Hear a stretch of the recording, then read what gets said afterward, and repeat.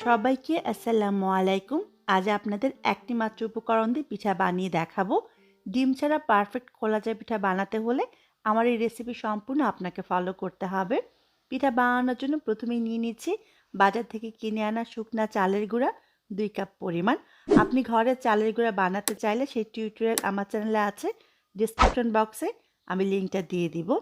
এবার দিয়ে দিচ্ছি স্বাদ অনুযায়ী লবণ। এবার দিয়ে দিব 2 চা চামচ পরিমাণ রেগুলার খাবার তেল। এই তেলটা ব্যবহার করার জন্য পিঠাটা যখন বানাবো তখন প্যানের গায়ে লেগে যাবে না। এটা একেবারেই অপশনাল, আপনি চাইলে তেলটা বাদও দিতে পারেন। ডিম ছাড়া খোলা যায় পিঠা পারফেক্টভাবে বানানোর জন্য এই পানির তাপমাত্রা কিন্তু অনেক ইম্পর্টেন্ট। আমি এখানে পানি দিয়ে দিলাম গরম পানি। হালকা কুসুম গরম পানি হলে হবে না এবং ফুটন্ত গরম পানিও এখানে ব্যবহার করা যাবে না।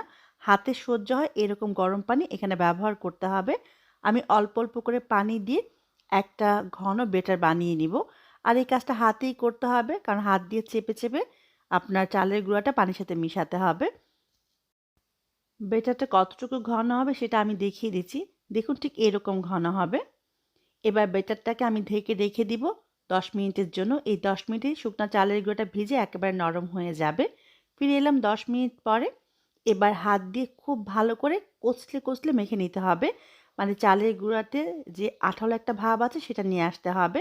তাহলে ডিম ছাড়া খোলা যায় পিঠাটা পারফেক্ট হবে। আমি ঠিক এভাবে 3 থেকে 4 মিনিট খুব ভালো করে মেখে নিব। দেখুন আমি কিভাবে কচলে কচলে মেখে নিচ্ছি। ঠিক এভাবে খুব ভালো করে মেখে নিতে হবে চালের গুঁড়ে আঠালো ভাবটা আসার আগ পর্যন্ত। দেখুন আঠালো ভাব চলে এসছে, আমি খুব ভালো করে মেখে নিয়েছি।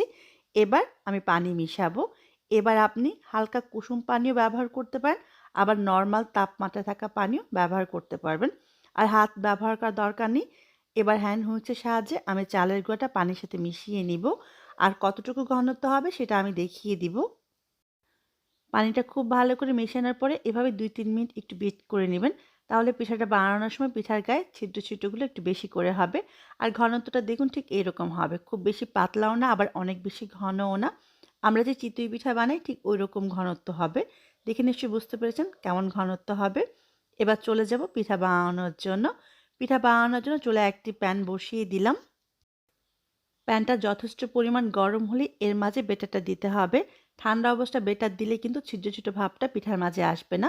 আমি বেটারটা দিয়ে খুব দ্রুতই এটাকে ছড়িয়ে দিব। ছড়িয়ে দেওয়ার পরে আমি ঢেকে দিব। ঢেকে না দিলে কিন্তু পিঠার উপরে সাদা সাদা একটা ভাব থাকবে, মানে সেদ্ধ হবে না, কাঁচাই থেকে যাবে। ঢেকে দেওয়ার জন্য পিঠাটা খুব ভালো করে ভিতর পর্যন্ত সেদ্ধ হবে। আমি মিনিট খানেক ঢেকে রাখবো। আর এই পিঠাটা বানানোর সময় শুরু থেকে শেষ পর্যন্ত চুলার আঁচ কিন্তু বাড়ানো থাকবে। অল্প আঁচে পিঠাটা বানালে পিঠাটা পারফেক্ট হবে না। ফিরে আসবো মিনিট খানেক পরে। ফিরে এলাম মিনিট খানেক পরে। দেখুন পিঠাটা মাশাআল্লাহ একেবারে পারফেক্টভাবে সেদ্ধ হয়ে গেছে।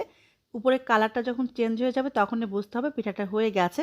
এখনই পিঠাটা আমি উঠাবো না, আরও 30 থেকে 40 সেকেন্ডের মতো চুলার উপরে রাখবো। এতে পিঠার নিচের দিক দিয়ে অনেক মচমচে হবে। দেখুন সাইড দিয়ে যখন এরকম উঠে আসবে ঠিক তখনই পিঠাটা আমি চুলা থেকে উঠাবো। এই পিঠার নিচ দিয়ে মচমচা আর উপরে অনেকগুলো ছিদ্র হলে কিন্তু খেতে অনেক বেশি ভালো লাগে। দেখুন পিঠাটা আমার হয়ে গেছে, সাইডের অংশগুলো প্যান থেকে খুলে আসছে। এই পর্যায়ে পিঠাটা চুলা থেকে উঠিয়ে নিব। দেখুন মাশাআল্লাহ পারফেক্ট খোলা যায় পিঠা। অবশ্যই বাসায় বানাবেন আর আমার কমেন্ট বক্সে জানাবেন কেমন হলো। আজকের জন্য আল্লাহ হাফেজ।